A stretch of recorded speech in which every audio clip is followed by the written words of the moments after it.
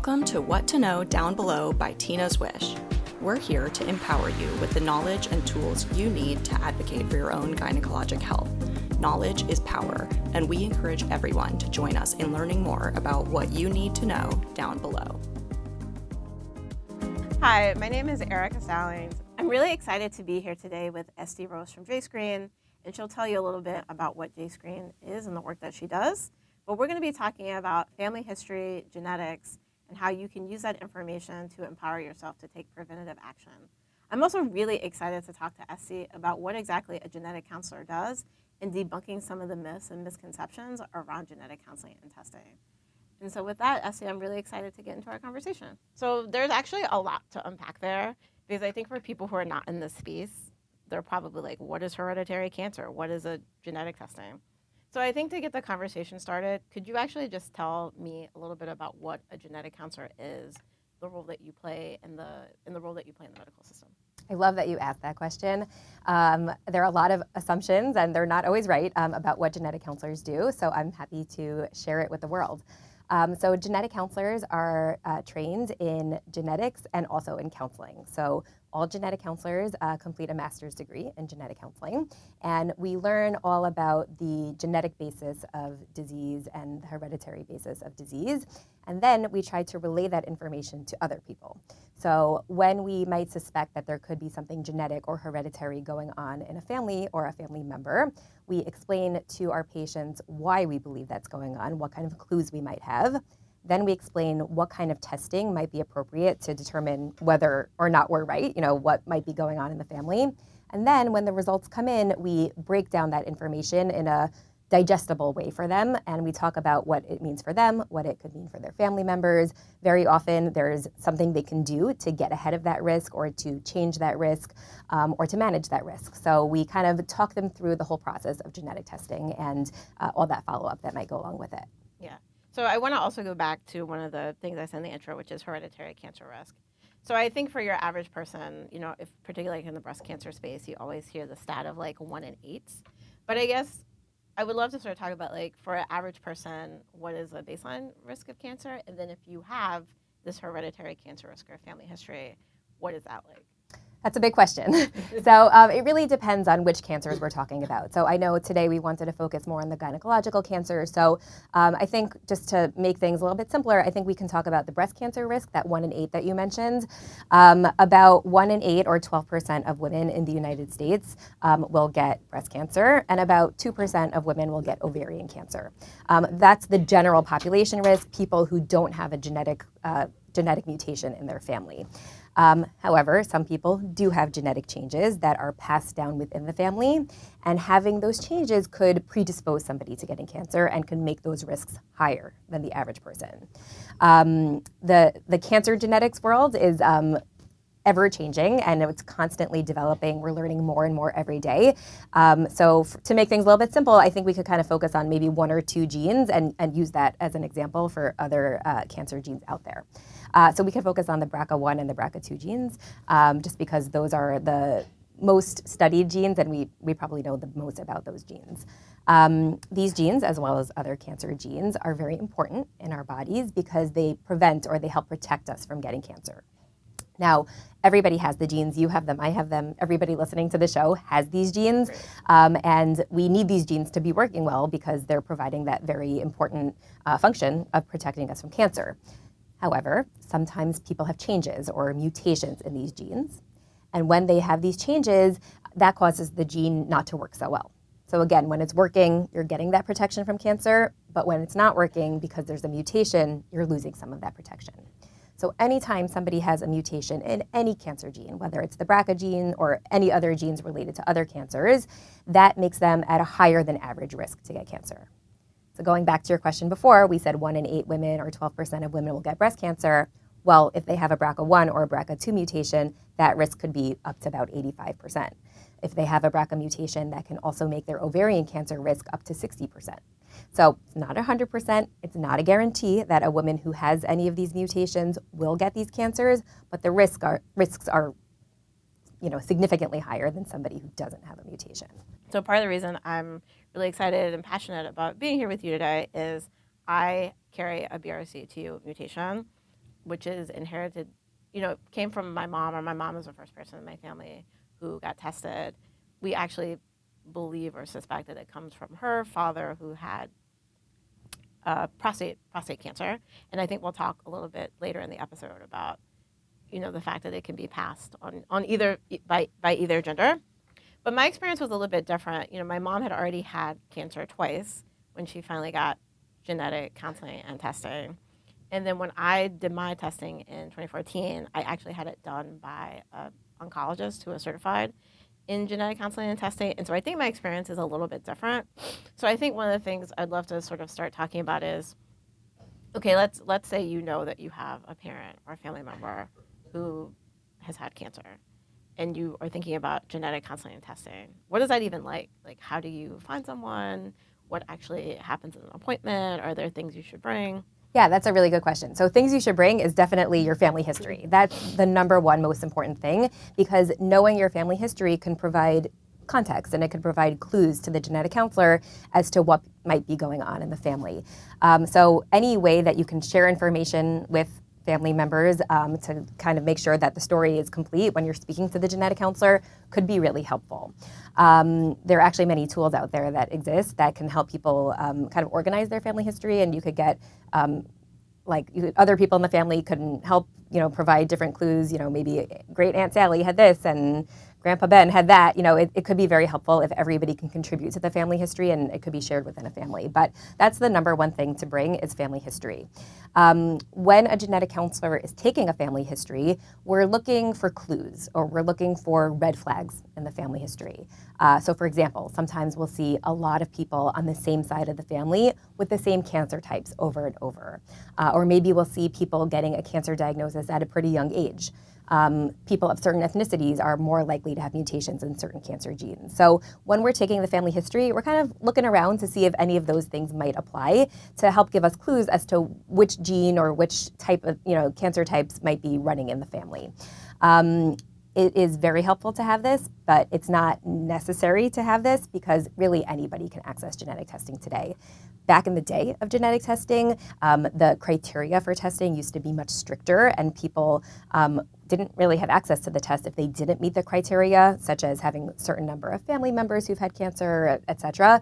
But nowadays the access is a lot easier and it's a lot better. So even if somebody doesn't meet criteria, there are many ways for them to access genetic testing, kind of on the side, maybe without their insurance coverage. For example, where I am at JScreen, we make sure that there is an affordable way for people to get tested if their insurance doesn't cover it. And there are many other programs like that, because we feel like anybody should get tested if that's the information that they want. They don't necessarily have to meet insurance criteria. To me, personally, the criteria they need to meet is they want to know this information about themselves. Most gynecological cancers, like breast cancer and ovarian cancer, are actually not genetic. For ovarian cancer, for example, only about 25% are hereditary. For breast cancer, about 10% are hereditary. So very often, people who get a diagnosis or diagnoses of these cancers don't have a family history. So family history is a very important indicator, or might suggest that there's something genetic or hereditary going on, but that's not always the case. And that's why anybody who wants the information, I think, should have access to it, because many people who don't have a family history get a diagnosis, even without it. Yeah. So you talked about the importance in a genetic counseling appointment of having that family history. Yeah. So I would, I'll definitely share some of my own experience later, but I'm just wondering, I think particularly in some families, or for like older generations, there's a lot of shame or stigma around cancers, particularly gynecological ones.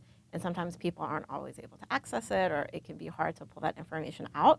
So do you have any advice or practice pointers for people on how to maybe start having that dialogue with their family members if this is something they're interested in? Yeah, it's not always so easy. I see the same thing. And I also see a lot of miscommunication within the family. So they might think that somebody had stomach cancer, but really it was ovarian cancer. That's a very common thing we see, because back in the day, people didn't want to talk about it because it was embarrassing, or maybe they didn't have a correct diagnosis.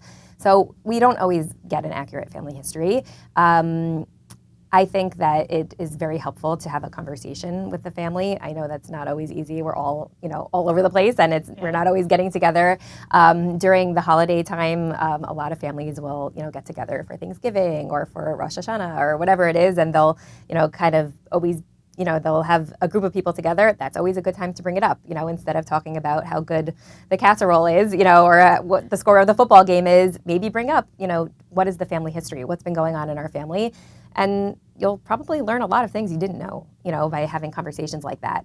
A friend of mine recently told me that in her family, they started a Google Doc, and they shared it with other people in the family, and people who know information in the family keep contributing to it and, just listing out, this aunt had this cancer at this age, that uncle had that cancer at that age, and they can share it with their genetic counselor and their doctor. There's also a really great app that is associated with the CDC. It's called My Family History Portrait, and people could input their own information and their family history information all in a safe and secure way. Nothing is out there in the meta universe, and they can just have it handy whenever they go to the doctor. So not being afraid to ask, and making it a normal thing and normalizing family health history is really the best way to get the most information. Yeah. And I guess the reverse of that question, because I assume we might have some listeners who have undergone genetic counseling and testing. So if you are the person who has been tested and now you have that information, do you have any advice or practice pointers on how you share that information out with family members? Absolutely. So part of our counseling session is always, at the end, share this with your family. A lot of these mutations, or actually pretty much all of them, are passed along, within a family, and your information is helpful for you, but it can also be life-saving for your family members. So we highly, highly encourage people to share the information. We at JScreen will offer them a letter that they can forward to their family members saying, hi, I tested positive for this gene. Here's the mutation that I've been positive for. Here are some resources for you. As you decide whether or not you want to get tested, you can go to your doctor. You can get tested the same way I did. You can save the information and maybe use it a little bit later when you might be ready for it. But having a letter like this and having this documentation, I think could be really helpful, because it's not a game of broken telephone, where people say something and they misunderstand it, or maybe things are just miscommunicated. So just having something in writing from a certified genetic counselor, I think, is a really good way to share the information. So I want to transition to a couple of different topics. So, I remember my mom had her genetic counseling in 2007. That's when she had her second cancer diagnosis. And I didn't get my genetic counseling and testing until 2014, because I was graduating college, I was starting law school. And I remember thinking, this is really important, but also if I get this information, this is really scary.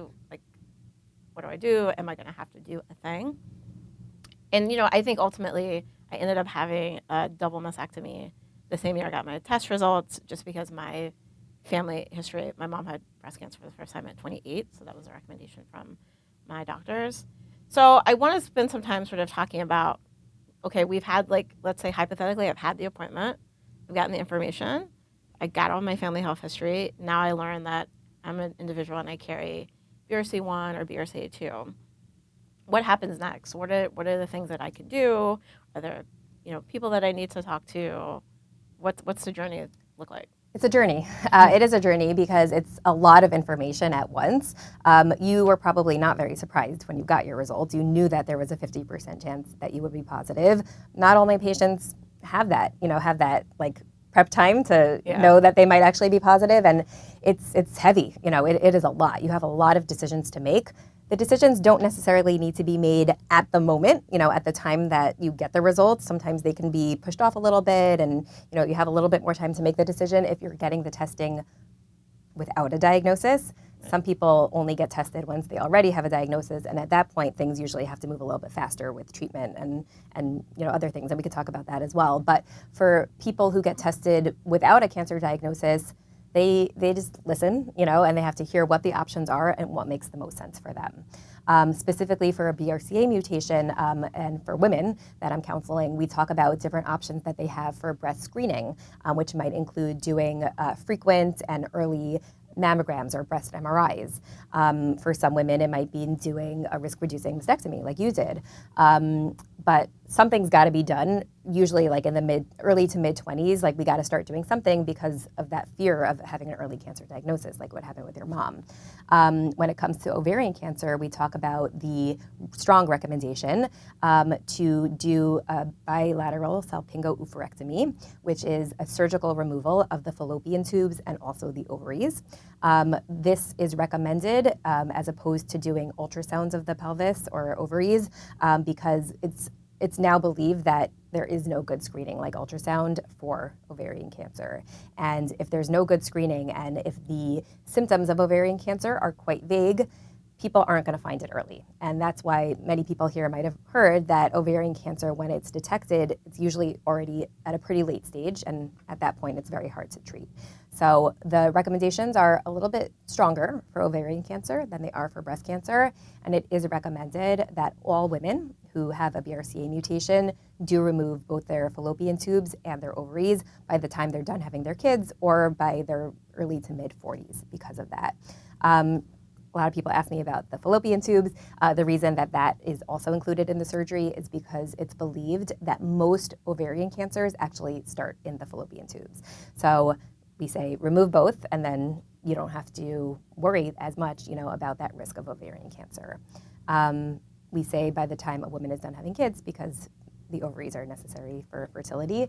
So, by early to mid 40s, it is recommended that all women remove the tubes and the ovaries. Yeah. It's a lot. It's a lot of information. It's a lot of, now you have to meet with doctors and now you have to find the right people in your area who can help you throughout this whole time period. And I always tell people that they don't have to decide today what they're going to do.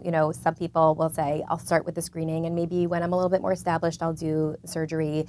If I'm talking to a woman who's already in her 60s or 70s, that decision to remove the ovaries is not as big a deal as it is for a woman in her 20s. So the counseling is really unique and very personalized, based on who I'm talking to, based on the dynamics of their family, based on the financial resources they might have to do some of these things. Not everything is fully covered by insurance. Not everybody is able to take weeks and weeks off of work to have a bilateral mastectomy. It's not that simple for anybody, but I'm there to kind of help them through the conversation and to send them to the right support so that they can make the right decision for themselves. Yeah, I want to sort of hit one point again because because of my own experience, I often have people reach out to me to ask me about, testing or other things. And something I hear a lot from people is, oh, I don't want to get testing right now because I'm not ready to have a mastectomy. I'm not ready to have a surgery. So what are the for someone who is maybe not ready to take the actions of risk-reducing surgery, could you speak a little bit about what are the benefits still to undergoing or meeting with a genetic counselor? The benefits are great. If you know that your risk is high, we're going to get you on a protocol where we are being as on top of things as we possibly can. Because if you have that higher risk for breast cancer, we want to know as early as possible that it's there so we can take care of it and we can treat it as early as possible. The earlier you find something, the more treatable it's going to be. Most women who are positive, we do recommend if they're not opting to have a risk-reducing mastectomy, that they go at least twice a year for very good breast screening. So it might mean doing a breast MRI every January, for example, and every July, maybe doing a mammogram and an ultrasound, so that every 6 months, somebody's taking a look and they're using different types of imaging to maybe see things that one type of imaging couldn't see the last time. So every 6 months, you're looking, and for younger women who test positive, who are probably not already doing mammograms or MRIs, we say you got to start a lot younger than your friends might be starting, right? So typically speaking, a woman at average risk might start doing mammograms at around 40 years old. Well, if a woman is positive for one of these breast cancer genes, they're going to start at 25, and before that, they also need to be very, very on top of their own breast health, doing monthly checks, going to the gynecologist every year or so, or maybe half a year, to do to do clinical exams. So we got to just get them on a route to have people looking all the time, right, just in case they are to find something. Well, I want to ask you a few questions because also too, I think because people don't necessarily have a ton of familiarity with genetic counselors, it's not like your dentist or like your OBGYN, you see them all the time, right? Genetic counselors, I think, can feel a little bit mysterious. So I did want to sort of talk a little bit about maybe some of the common misconceptions or myths around genetic counseling and testing. And so, for example, something I hear a lot is, oh, men don't get breast cancer, or men don't carry these genes. Is that true or not true? Not true. You mentioned it with your own family, right? Yeah. So when somebody has a mutation in a cancer gene, there is a 50% chance for that mutation to be found in each of their first-degree relatives. So your first-degree relatives are your parents, your siblings, and your children.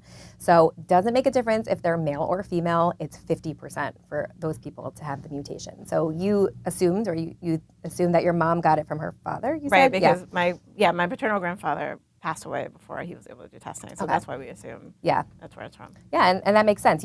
I think you mentioned that he had prostate cancer, and even if he didn't have prostate cancer, it could have been from him. It's 50-50, doesn't make a difference what the sex of the person is. So that is absolutely not true. Doesn't make a difference if somebody is male or female, it's 50-50. When it comes to gynecological cancers and genes that are related to that, like the BRCA gene, I know I've been talking about breast cancer and ovarian cancer, but there are also other cancers associated with it. You yourself mentioned the prostate cancer. Men who are positive for a BRCA mutation also have an increased risk themselves. There is a chance for male breast cancer, and there's also an increased chance for prostate cancer. And men and women who are positive also have an increased risk for pancreatic cancer. So it's something that could affect men and women. Women have higher risks than the men do, so the conversation tends to be a little bit more serious when I'm talking to my female patients. But male patients also have screening that's recommended for them. And they might have daughters one day, or right now they might have daughters. So, when I do a counseling session, I talk about men and women equally, because even if one little section of the counseling doesn't apply to you, it very well might apply to other family members. So absolutely, men can have a mutation just as much as a woman could, and it will affect them differently, but it's important for them to have the information just as much. Yeah. And, another thing I hear, because, one of the things that you kind of touched on this about the fact that access to testing is getting a lot better. And my understanding is that just the testing technology is getting better. Like, we're learning a lot more. And so is there any benefit for someone who maybe has been tested, 10 years ago, 15 years ago, to getting tested again? Absolutely. So in your case, not as much, because we were able to figure out what was going on in your family. But had you been tested in 2014 and they didn't find anything at that point, I probably would have counseled you saying, we weren't able to find a genetic cause of the cancer in your family, but maybe come back in a few years, because maybe by then we will have figured it out. So the genetics world is really, really moving at a very fast pace. And we understand a lot about the genetic basis of disease, but there's a lot more to learn. So testing that was done in, let's say, 2014 was good, but now it's better, right? So maybe at that point we were testing, I don't know exactly what test you had, but maybe they were testing for 5 or 6 Yeah, I had a test for Myriad Genetics. Yep. Yeah, and Myriad Yep. Genetics has changed a lot since then. So just making up the numbers, I'm not completely sure exactly what test you had, but maybe at that point in 2014 they were testing for 5 or 6 breast cancer genes that would have made sense, for you to get tested based on your family history. Now we're testing for 48 cancer genes. So maybe you could have had a mutation that we just didn't find because we didn't look at that gene, So that's why I always tell people, when we really suspect that there's something going on and we were in the family and we weren't able to figure out what that thing was, come back in a few years, because maybe the technology will have improved and maybe we will be able to identify it. The mutation is there whether you know it or not, when it is there. So the more updated testing there is, go look for it, and see if you're able to find it. Even if somebody is unable to find a mutation, the guidelines for breast screening could be different for them. So if somebody has a high risk for breast cancer and we're unable to find a genetic mutation, we'll still recommend early mammograms and early MRIs. So it's not only your genes, and having a positive genetic test is very helpful in terms of medical management, but it's not the only thing that can help determine what makes the most sense for the person. Having a family history is enough of a reason in many cases to do early mammograms and to do them frequently. So even people with a negative result and a family history still might need guidelines for increased surveillance. So another myth that I hear, or misconception I think I hear a lot when people reach out to me is, oh, well, like, why should I get testing? Because you're just going to give me this information and there's nothing I can do about it. So what would you say in response? You are the perfect example of there is something you can do about it. People are scared of knowing their genetic information. It's very, very common. I get it. It could be very scary information, but I and my colleagues try to make it more empowering than scary. Like I said before, it's there whether you know it or not, right? So it's better to know beforehand and have options to do something about it than to be reactive about things and only do something when there's already a diagnosis. And that seems to be what happened with you. Have you heard the word previvor before? Have you ever used that word? Yeah. So just for everybody listening, a previvor is somebody who has a known genetic mutation in the family, but does not have a cancer diagnosis. And that's, we kind of use, it's a play on the word survivor, right? So it's somebody who doesn't have a cancer diagnosis, but knows that their risk is high. And very often the previvor community is out there in the world to spread the word about how great it is for them that they know this information and that they could do something about it. And people like you are great resources like that. Why don't you tell us a little bit more about your story? Yeah. So I've sort of like talked about this a little bit throughout our conversation. My mom had breast cancer for the first time in 1993, which was a couple of years before researchers knew that there were these hereditary mutations that increased her risk of breast and ovarian cancer. She was only 28, and then so she had stage cancer, underwent chemo and radiation. She was in remission for about 14 years, and she got a second diagnosis of cancer my senior year of college. And because I was going to University of North Carolina in Chapel Hill at the time, my mom did her treatment there, which was really great because actually, like where we live is a pretty rural place in Eastern North Carolina that doesn't have genetic counselors like in a 150-mile radius. Like I've looked this up on the National Society of Genetic Counselors website before, but going to a really great cancer center like Library Cancer Center, when they saw her, her own history of diagnoses, the fact that she had triple negative breast cancer the second time, that's when she got referred for testing. So I knew since then that I had that 50% risk that you alluded to. We were talking about, percentages. So I moved to New York. I am a lawyer. I'm no longer a firm lawyer, thank God. But at the time, I was working at a firm. It was very busy. So, but I finally was like, okay, I'm 29. I'm like similar in age to when my mom got diagnosed. This is like a really important thing to take care of. And I was really fortunate that at NYU, they have a program for young women who are dealing with family, cancer, family cancer risk, right? Whether that's hereditary or just elevated due to, family history. Because, as we were talking about, when you're making these choices, like when you're making these choices as, someone in your 20s and 30s, you're thinking about, do I want kids? How, if I'm not partnered, how do I find a partner? If I know this information, what does disclosing this information look like? So I did my testing in June 2014. I got the results in July 2014. And because of my family history, the recommendation was to have a risk-reducing mastectomy, quote, as soon as possible. And, I think even though I knew that there was this 50% chance and I had been like bracing myself, it is still a really I just say like crazy thing to like hear someone like say those words to you like out loud and to think like, oh my God, like at 29, I'm meeting with plastic surgeons and having mammograms and MRIs, And also I was the first person in my friendship group to go through something very serious. I'm now 40 and I'm like at that age where everyone's going through something very serious. And I'm like, you guys are just catching up. I was here like 11 years ago, like doing serious things. Yeah. But that being said, it is a really, I think, difficult set of choices because it's not like a 100% thing. I mean, right? It's a 75 to 80% chance of having breast cancer. It's a 25% chance of having ovarian cancer, right? And I'm actually at the point right now where I'm making decisions about my ovarian cancer risk. I technically need to have my fallopian tube taken out this year. And part of me is like, do I really want to go through early menopause? Like, do I want to take 4 or 5 weeks out to have a surgery? Like, these are, hard, like super hard choices. But it, even despite all those things, it still feels very empowering because I'm like, okay, like at least I get to make decisions that, my mom like didn't get to make, right? Like she sort of like didn't have that element of, being empowered. So I also feel very fortunate. I am, there's a lot of support groups. And, I would encourage people if they are dealing with a diagnosis like this, whether they've had surgery or not, there's Bright Pink, there's Facing Our Risk Force, Facing Our Risk of Cancer Empowered. Yeah. There's the Breasties, there's a lot of places where like previvors gather. All and great so I resources. encourage I people love to them look all. into those just because it can be a very lonely experience, Yeah. in dealing with these things. And so I think finding community is really important. Yeah, I see that with my patients. There's also another great organization in the Jewish community called Sharsheret. They do all of these. Like I know them all. I know all the people who work at all these places. They dedicate their lives, to helping other people that they probably didn't have this kind of support when they needed it.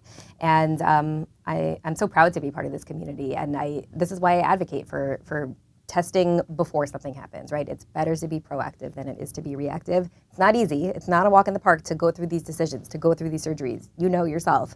But you said it yourself, right? Your mom was not as fortunate to get to make these decisions that you get to make. So if there's, as we sort of come to a close, if for someone listening to this episode, whether they're thinking about genetic counseling or testing, or they know their family history, I guess what's one thing you would say for someone who wants to be like more empowered in this area? Advocate for yourself. As I said before, not all insurance companies will cover all the testing. They tend to be very strict. They don't like to pay for things. But if you feel like you want this information and you want to know if your risk is increased, get it done. And there are ways to do it. There are resources to do it. Don't take no for an answer. Not all OBGYNs, not all general doctors know so much about the genetics world. It's just not their specialty. And they might say, oh, you don't really need this test. But if you want the test, do the test. And like I said, there are many, many ways to get it done. Come to me, come to JScreen, we'll do it for you no matter where you are in the country. Everything is done by telehealth through saliva. And my part 2 is to use a genetic counselor throughout the process. I have unfortunately seen many stories where people got tested either through a study protocol or through one of these like at-home kits and were misinformed about what their results mean and made poor decisions based on this misinformation. So having a genetics expert, like a genetic counselor, kind of talk you through the results is very, very important. It is vital. So do the test if you feel like it's the right test for you, and do it in a medically appropriate and responsible way. Yeah. Well, I just want to say, I know you're, genetic counseling, very busy, very complicated. So I'm just really grateful that you, took time out of your schedule to join us today. And I'm grateful for you for advocating and for telling everybody your story. We need more people like you. Like you said, you don't want to feel alone, and there are many, many people out there who have a story to tell and don't feel comfortable doing it. So knowing that you're there to support them, so meaningful. Yeah. So as we close, I just want to say to anyone who's listening, I totally understand, having gone through this stuff myself, that talking about things like ovaries and cancer and all that stuff feels probably very awkward and very scary. But I think we're in an age where, people share really funny TikToks, or people talk about being on dating apps. So if you can do those things with your family members, maybe just it's not that hard to take that extra step to talk about family history. What it comes down to is knowledge is power. I know this is so cliche, but it really is true. The more you know, the more informed you are, the better you can make decisions for yourself. For more information about gynecologic health, visit tinaswish.org/whattoknow. That's tinaswish.org/WHATTOKNOW. And follow, or subscribe wherever you listen to your favorite podcasts.